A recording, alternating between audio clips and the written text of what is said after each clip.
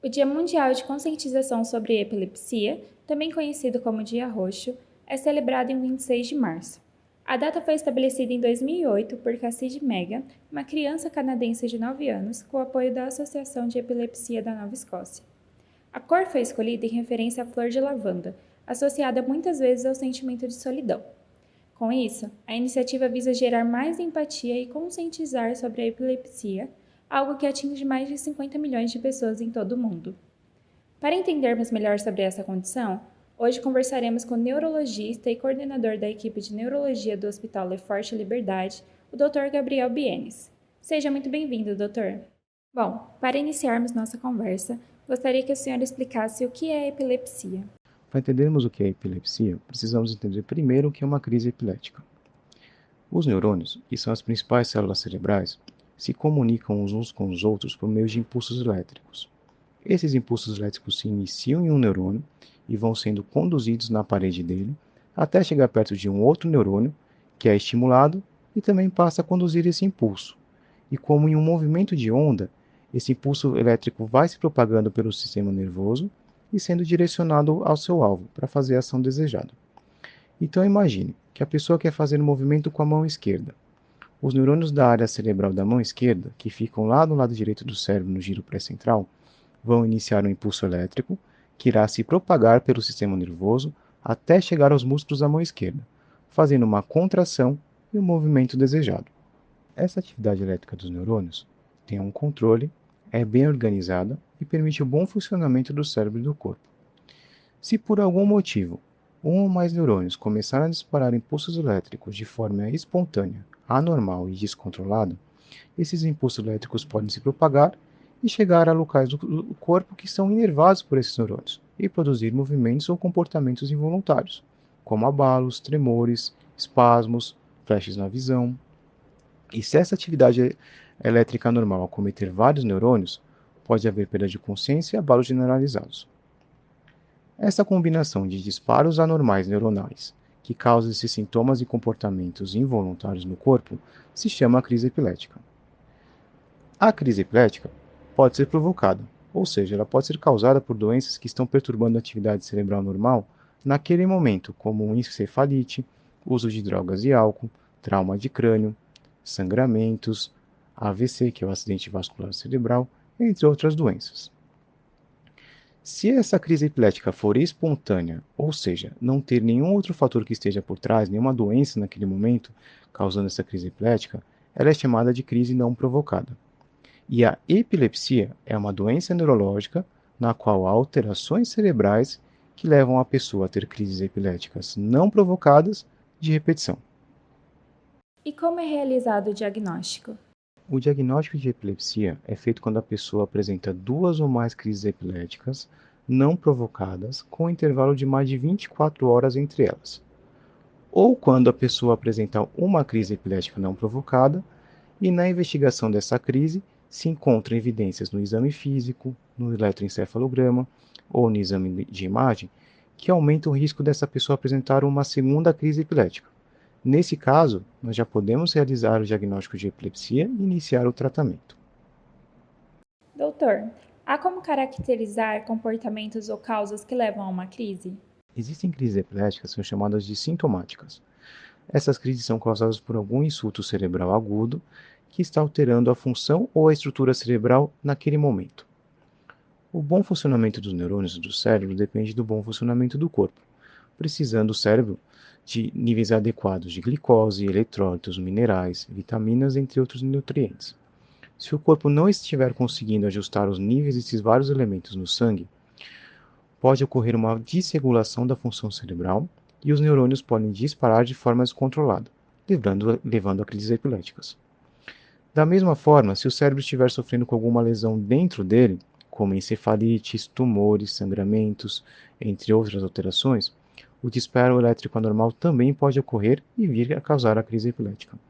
Logo, para a prevenção das crises epiléticas sintomáticas, devemos prevenir também essas outras doenças. A epilepsia é hereditária? Embora existam síndromes genéticas que são causadas por mutações em um gene específico e cursam com quadro de epilepsia familiar, essas são em geral raras. Em metade dos casos das pessoas com epilepsia, não é encontrada uma causa genética específica para a doença, chamada então de epilepsia de causa desconhecida. No entanto, acredita-se que nesses casos de epilepsia de causa desconhecida, existe uma combinação de fatores genéticos, vários genes envolvidos, no caso, e ambientais que levam à alteração do cérebro e causam a doença. Parentes de primeiro grau de uma pessoa com epilepsia de causa desconhecida têm um risco 2 a 3 vezes maior de desenvolver epilepsia. Um gêmeo homozigótico tem um risco de 40% de desenvolver epilepsia se o irmão dele tiver a doença. E grande parte dos casos de epilepsia são causados por doenças que causam ou causaram uma alteração permanente na estrutura e função cerebral, que podem levar a uma atividade elétrica normal e causar crises epiléticas de repetição. Essas causas não são genéticas, são doenças em geral adquiridas, ou muitas vezes congênitas. E dentre essas doenças que podem cursar com essas alterações cerebrais estão AVCs, tumores, alterações na formação cerebral, infecções como neurocisticercose, entre outras doenças. E qual a diferença entre convulsão e epilepsia? Como vimos, a epilepsia é uma predisposição do cérebro a apresentar crises epiléticas não provocadas e recorrentes. A convulsão é um tipo de crise epilética, também chamada de crise tônico-clônica generalizada ou crise de grande mal. A convulsão ocorre quando a atividade elétrica normal, lá no cérebro, já começa ou se espalha pelos dois lados do cérebro e acomete uma grande quantidade de neurônios. A repercussão no corpo dessa grande atividade elétrica normal será a perda de consciência, rigidez, abalos dos dois lados do corpo, que duram por volta de 1 minuto, seguido de um período chamado de pós-ictal, no qual a crise acaba, mas a pessoa fica desacordada ou confusa por vários minutos ou mesmo horas. É comum que ao presenciar uma crise epilética, as pessoas recomendem colocar uma colher na boca para não morder a língua ou até mesmo virar a pessoa de lado. Mas qual ação é realmente eficiente? Durante uma crise, a pessoa pode vir a perder a consciência e cair no chão e se ferir. Então a primeira coisa a fazer é deitar a pessoa de lado. Remova qualquer objeto que esteja em volta dela e que possa machucá-la, como óculos ou gravatas. Deixe a via aérea aberta, estendendo gentilmente o pescoço, com a pessoa deitada de lado. Não coloque nenhum objeto ou mão na boca dessa pessoa. Isso irá atrapalhar a respiração dela e pode machucar ela ou você. Não tente segurá-la ou contê-la. Isso pode causar ferimentos. Solicite a quem estiver próximo para que dê espaço para que ela possa respirar direito. Quando a crise iniciar, vigie para que essa pessoa não fique com a boca ou o nariz voltado para o solo. Deixar o rosto sempre virado para o lado para que ela possa respirar de forma adequada e não se engasgue com secreções. Em geral, as crises epiléticas têm uma duração curta, sendo que o período pós-crise, caracterizado de sonolência e confusão mental, pode ser mais duradouro. Permaneça com a pessoa durante a crise e esse período de pós-crise, confusão mental e sonolência, e chame auxílio médico assim que possível. A crise epilética pode ser considerada um sintoma para outras doenças? Sim, existem as chamadas crises epiléticas sintomáticas, que ocorrem no contexto de algum tipo de doença ou distúrbio agudo que esteja causando atividade irritativa no cérebro. Essas crises sintomáticas podem ser causadas por infecções do cérebro, uso ou retirada brusca de medicamentos, uso excessivo ou parada brusca no consumo de álcool, tumores cerebrais, batida de cabeça, acidentes vasculares cerebrais, entre outras doenças. Essas crises tendem a se resolver com a melhora da doença que causou se não se caracterizam como epilepsia, uma vez que as crises epiléticas tendem a não voltar a ocorrer após o tratamento e resolução dessas doenças. O uso de medicações anticonvulsivantes pode ser feito durante o período em que essa doença esteja ativa e depois pode ser cessado após um período mais curto de tempo. Por atingir certas áreas do cérebro e cada uma estar relacionada com determinadas funções, cada crise pode ser diferente da outra? A apresentação clínica da crise epilética depende de alguns fatores. Depende do local no cérebro onde houve início da atividade elétrica anormal, se ela se espalha dentro do cérebro, da forma que ela fez isso e para qual local ela se espalhou. Cada região do cérebro tem uma função mais específica e comanda determinada região do corpo. Então, a depender de como evolui a crise epilética no cérebro, haverá diferentes manifestações clínicas dessa crise epilética. Por exemplo, se a atividade elétrica normal do cérebro se iniciar no giro pré-central do hemisfério cerebral esquerdo, local que está relacionado com movimentos da mão direita, a manifestação clínica dessa atividade elétrica ocorrerá na mão direita. com contrações, tremores e abalos involuntários da mão direita. Se a atividade elétrica normal se iniciar ou se espalhar para a região temporal do cérebro, a pessoa pode sentir uma sensação de desconforto na barriga, que alguns descrevem como se houvessem borboletas na barriga, apresentar movimentos de boca como se estivesse mastigando algo, ficar movimentando as mãos sem propósito e perder a consciência, estando com os olhos abertos, sem perder os tônus muscular, ou seja, estando de pé, mantendo a posição que ele estava antes, porém com o olhar fixo e não se comunicar durante a crise. Essa crise dura, em geral, menos de 1 minuto. Esses dois tipos de crise que citamos são as crises de início focal. São o tipo mais frequente de crises epiléticas em todas as faixas etárias. Existem ainda as crises epiléticas generalizadas. As crises generalizadas ocorrem quando a atividade elétrica normal já começa acometendo grande quantidade de neurônios, em geral dos dois lados do cérebro, ou ela começa no local focal e se espalha rapidamente pelo cérebro. Nesses casos, a manifestação clínica pode ser, por exemplo, a convulsão, na qual a pessoa perde a consciência, cai no solo, apresenta rigidez do corpo seguida de abalos e tremores. Outro tipo de crise generalizada é chamada crise de ausência, que ocorre em crianças de idade escolar. Ela é caracterizada por períodos de cerca de 10 segundos em que a criança perde a consciência, sem perder o tônus muscular, ou seja, permanece na mesma posição que estava, sem cair, fica sem responder, com o olhar fixo e logo que acaba a crise, volta ao normal, a fazer o que estava fazendo antes como se nada tivesse acontecido. Esse tipo de crise pode acontecer várias vezes durante o dia e passar muitas vezes despercebido se não prestamos atenção.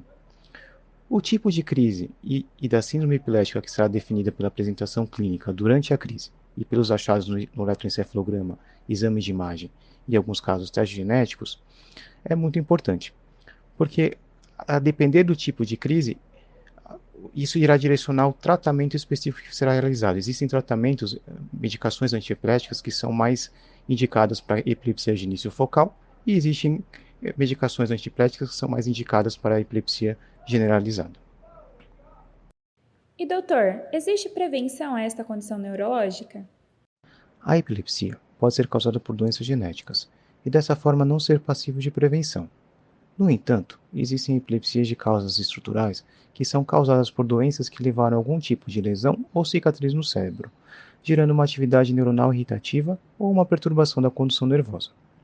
Entre essas doenças estão as doenças cerebrovasculares como AVC isquêmico, AVC hemorrágico, infecções como a neurocisticercose, HIV e trauma de cabeça.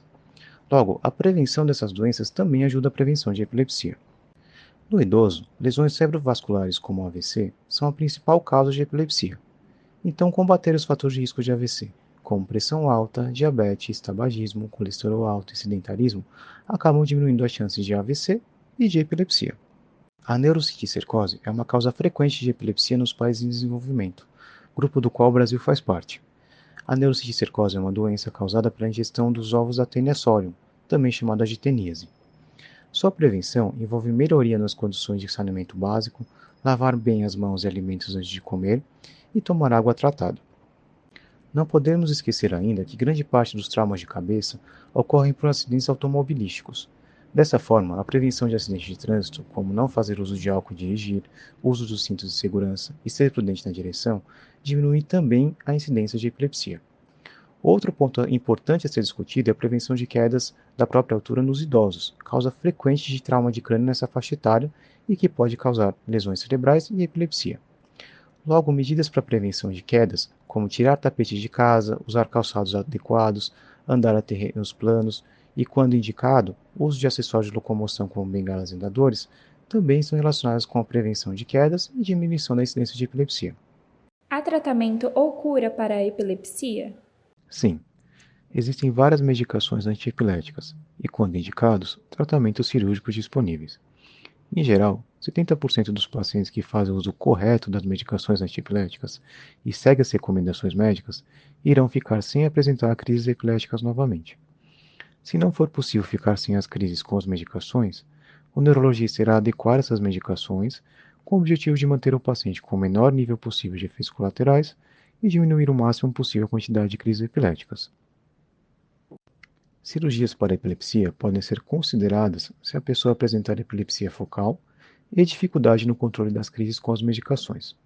Para tal, Essa epilepsia deve ser causada, por exemplo, por uma alteração estrutural cerebral localizada em uma área cerebral operável. Se for possível operar o paciente e retirar essa lesão que está causando essa alteração elétrica que leva a crises epiléticas, há uma possibilidade de que a pessoa não apresente mais crises epiléticas.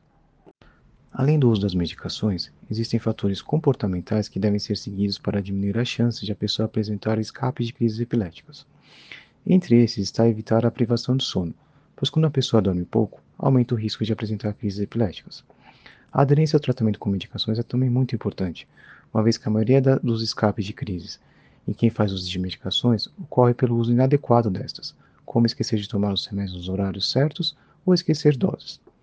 O uso de álcool em grandes quantidades também deve ser evitado. Além disso, várias outras medicações e suplementos podem interagir com o nível sanguíneo das medicações antiepilépticas e facilitar o escape de crise. Bom, nossa conversa de hoje termina por aqui. Muito obrigada, Dr. Gabriel, pela participação, que trouxe informações essenciais sobre a epilepsia. E você, ouvinte, não esqueça de se inscrever em nosso canal para não perder as novidades e outras entrevistas. Até a próxima!